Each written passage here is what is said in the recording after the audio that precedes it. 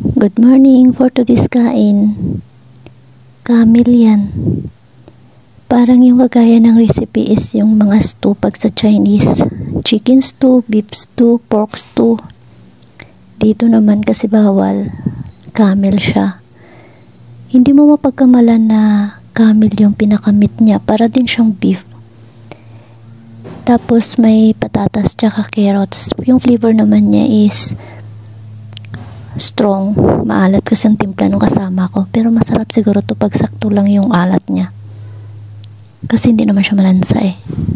More on spices.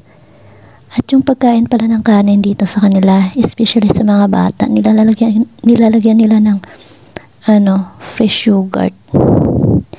Kasi ang sabi, pag hindi ka kaya ng ulam, yun na lang yung pinakaulam. May lasa na yung rice eh. Tapos naman pag sabi nung alaga ko na pag mainit pa daw yung kanin, lagyan nun, magbabahaw agad, kaya pwede nang kainin. And kain po tayo.